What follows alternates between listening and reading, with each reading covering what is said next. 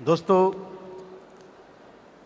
सभी लोग आप लोग आए बहुत दूर दूर से और आज इतने शानदार प्रोग्राम का साक्षी बने। आपने इतना शानदार ट्रेनिंग अमित मिश्रा जी का सुना, जितेश अग्रवाल जी का सुना, श्यामधर मौर्य जी का सुना। जहाँ से भी आए सभी लोग बहुत दूर दूर से आए और मुझे पता है और मुझे पूरा विश्वास है कि आप सब भी मेहनत करेंगे और एक ना एक दिन डायमंड जरूर बनेंगे।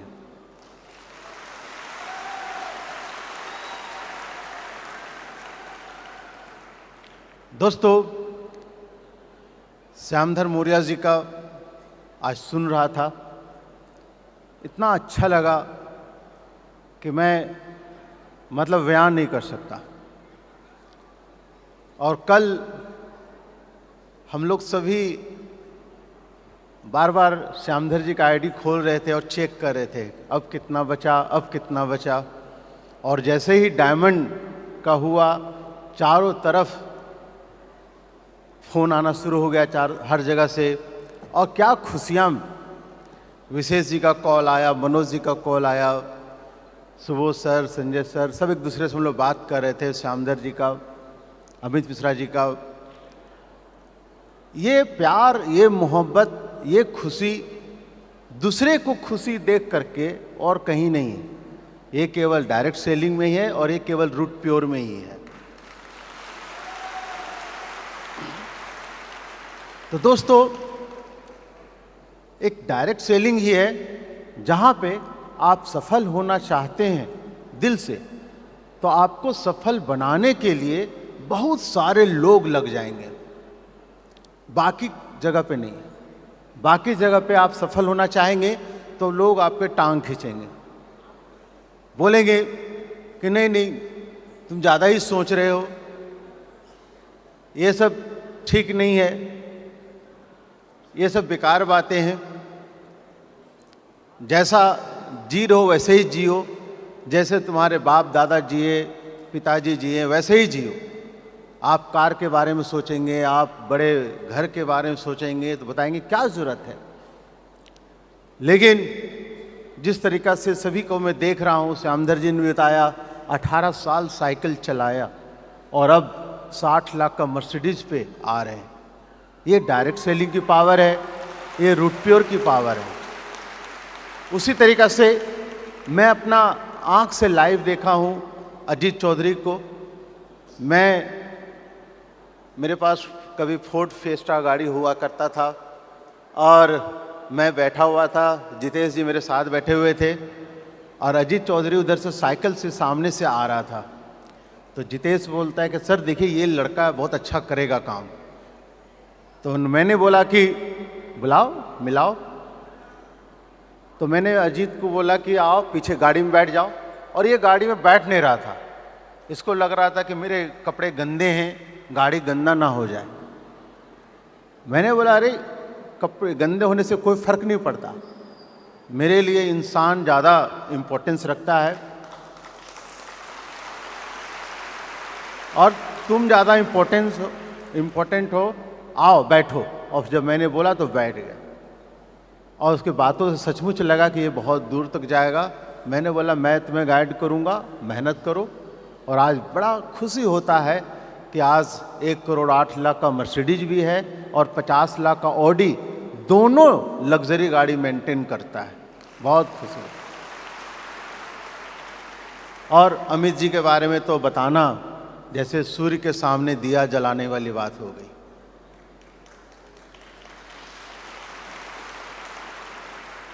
वो दिन का इंतज़ार रहेगा जब मैं गोवा इनके घर पे जाऊंगा और मेरा सीना पता नहीं 56 या 112 इंच का हो जाएगा, मुझे नहीं पता। और यही खुशियाँ, जितने आप सभी लोग सफल होंगे वो खुशी उसी तरीक़ा से हमें महसूस होता है। वैसे ही खुशी सुबोध सर को, वैसे ही संजय सर को, और वैसे ही आप सभी के अपलाइन को वो खुशी महसूस होता है। तो सभी लोग मेहनत करें, जी जान लगाएं, आगे बढ़ें। अब कुछ लोग सोचते होंगे कि ये लोग का प्रमोशन क्यों हो गया। किसी ने अमित मिश्रा जी से बाहर में पूछ रहा था और मैं भी सुन लिया। कहता सर जब भी प्रोग्राम होता है आपका प्रमोशन कैसे हो जाता है। अमित मिश्रा जी शर्मा गए वैसे जैसे कोई दुल्हन शर्मा रही हो।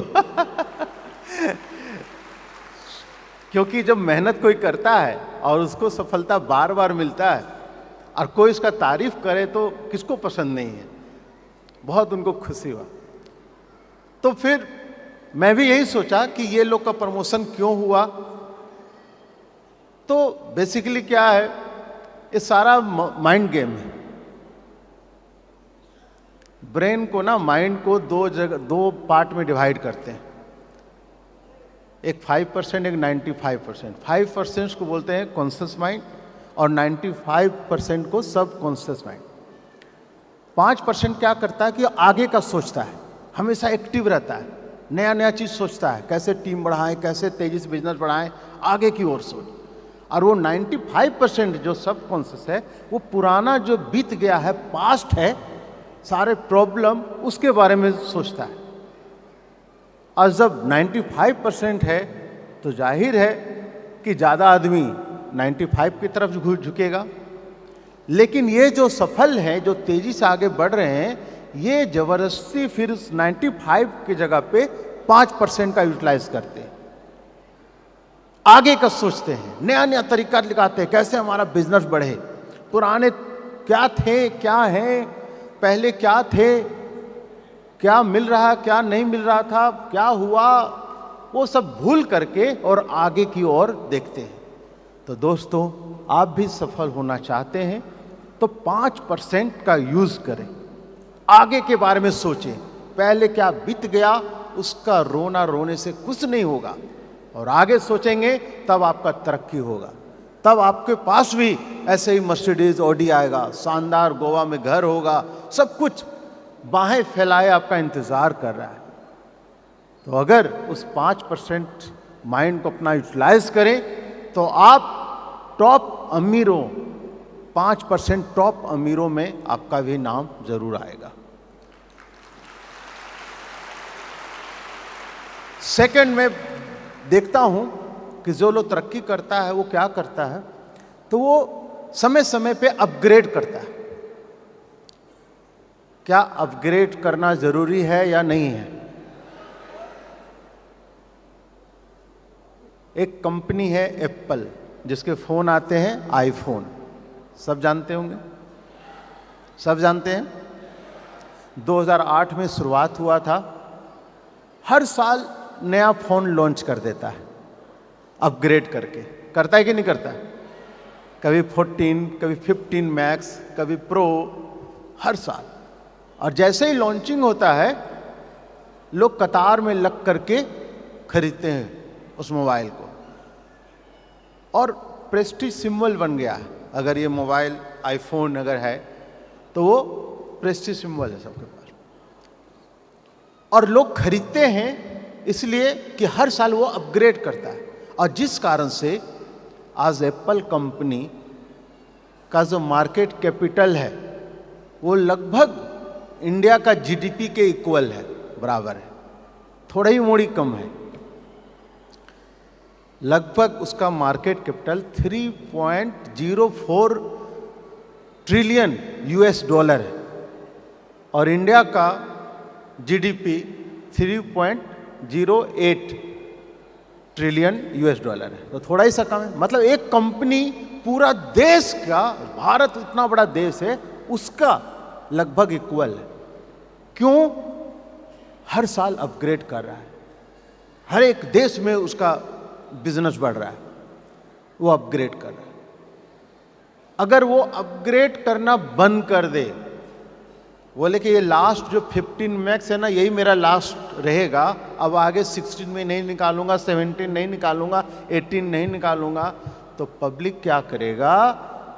इसको छोड़ करके जो अपग्रेड करेगा उसके पास चल जाएगा, चाहे वो सैमसंग हो, चाहे वो वीवो हो, चाहे वो जो ओप्पो हो, अलग अलग मोबाइल। और फिर इस कंपनी का धीरे धीरे बैंड बजना शुरू हो जाएगा। और अभी इंडिया क्या, फिर वो पाकिस्तान और श्रीलंका का भी जीडीपी के बराबर नहीं रहेगा। इसीलिए वो अपग्रेड कर रहा है। तो मेरा आपसे भी यही सवाल है कि क्या आप अपग्रेड अपने आप को करते हैं? क्या करते हैं? जवाब नहीं आ रहा। कैसे अपग्रेड करते हैं अपने आप को? आपको अपग्रेड करना पड़ेगा अपने लुक में, अपने ड्रेसअप में, अपने नॉलेज में, हर जगह पे। और जितना ज्यादा अपग्रेड करेंगे उतना ही तेजी से आपका टीम बढ़ेगा, उतना ही तेजी से आपका बिजनेस बढ़ेगा, उतना ही जल्दी आप डायमंड बनेंगे और उतने ही जल्दी आप करोड़पति बन जाएंगे। तो अपग्रेड कीजिए, सीखिए, लगना चाहिए। ये नहीं कि 6 महीना पहले, 1 साल पहले आप वैसे ही दिखते थे, उसी बाइक या उसी कार में दिख रहे हैं, और 1 साल 2 साल के बाद वैसे ही दिख रहे हैं, तो लोग आपसे आकर्षित नहीं होंगे, लोग आपसे अट्रैक्ट नहीं होंगे। इसका मतलब आप अपग्रेड अपने आप को नहीं कर पा रहे। आपको चेंज करना पड़ेगा, तभी दुनिया आपको सलाम करेगा, तभी लोग आपसे जुड़ेंगे, तभी लोग आपको रिस्पेक्ट करेंगे, इज्जत करेंगे, और तभी आपका बिजनेस तेजी से बढ़ेगा। अब कुछ लोग को मैं देखता हूं कि थोड़ा सा लेवल अचीव करते हैं और उनमें ईगो आना शुरू हो जाता है, घमंड आना शुरू हो जाता है, अहंकार आना शुरू हो जाता है, और फिर वो बहुत बड़ा सफलता नहीं ले पाते। तो दोस्तों, कभी ईगो, अहंकार ऐसा वर्ड को दूर रखना है। सफलता का कोई अंत नहीं है। आप डायमंड अगर हो गए तो आपको उससे भी आगे जाना है। आपके टीम में भी डायमंड निकालना है, 10 निकालना है, 20 निकालना है, 50 निकालना है। अगर 50 लाख की गाड़ी हो गई है तो 1 करोड़ का भी लेना है, 2 करोड़ का भी लेना है, 3 करोड़ का भी लेना है। शानदार घर हो चुका है तो और बड़ा घर लेना है, और दूसरे जगह पे घर लेना है। तो रुकना नहीं है, अहंकार नहीं लाना। और बहुत डिफरेंस ना, बहुत कमी होता है, छोटा सा होता है आत्मविश्वास और अहंकार में। जैसे आत्मविश्वास क्या बोलता है कि मैं ये काम कर सकता हूं, अहंकार क्या बोलेगा कि सिर्फ मैं ही कर सकता हूं। आत्मविश्वास बोलता है कि मैं हार नहीं सकता, मतलब मैं जीतूंगा, मेहनत करूंगा। और अहंकार क्या बोलता है कि मैं कभी हार ही नहीं सकता, मुझे कोई हरा ही नहीं सकता। ये अहंकार हो गया। आत्मविश्वास बोलता है कि मेरा किसी से मुकाबला नहीं है और मैं हर मुकाबले के लिए तैयार हूं, मेहनत करूंगा। लेकिन अहंकार बोलता है क्या, मुझे किसी से मुकाबला नहीं है, मैं एकदम जीता हुआ हूं। तो अहंकार जब आ जाता है तो विनाश पक्का है। और आत्मविश्वास अगर है तो फिर सफलता आपको बार बार मिलता रहेगा, बार बार मिलता रहेगा। आप कभी रुकेंगे नहीं, आपका नाम, इज्जत, शोहरत बढ़ता ही जाएगा। तो दोस्तों, लगे रहना है, मेहनत करना है, और थोड़ा मोड़ा जब मुश्किल आता है, रुकावटें आता है, तो घबराना नहीं है। बहुत सारे लोग जानते होंगे, हम लोग के बॉलीवुड के महानायक अमिताभ बच्चन, हम लोग बचपन से उनका मूवी देख रहे हैं, सुपरस्टार। क्या उनके जिंदगी में मुश्किल नहीं आया होगा? आया कि नहीं आया? एक बार क्या हुआ कि वो अपना प्रोडक्शन हाउस खोल दिए, ABCL नाम करके। और उसके बाद शुरुआत में तो एक पिक्चर हिट हुआ, अच्छा इनकम भी हुआ, लेकिन उसके बाद लगातार 3 पिक्चर 4 पिक्चर फ्लॉप कर गया और दिवालियापन हो गए। घर में मतलब इतने कर्ज हो गए कि कुर्की जब्ती जो होता है 100 तक उन्होंने देखा है। उस समय ये सब बात छुपता तो है नहीं मीडिया से, वो भी सुपरस्टार के घर में हुआ है। तो धीरू भाई अंबानी थे उस समय, तो उन्होंने अपना बेटा अनिल अंबानी को भेजे कि जाओ उसको कुछ हेल्प कर दो, सपोर्ट कर दो। तो अमिताभ बच्चन बोल रहे थे कि मुझे इतना पैसा वो दे रहे थे जिससे मेरे सारे कर्जे दूर हो जाते, लेकिन मैंने हाथ जोड़ करके उनको विनम्रता पूर्वक बोला कि मुझे ये नहीं चाहिए, मेरे कारण ये डूबा है तो मैं ही इसे उठाऊंगा। और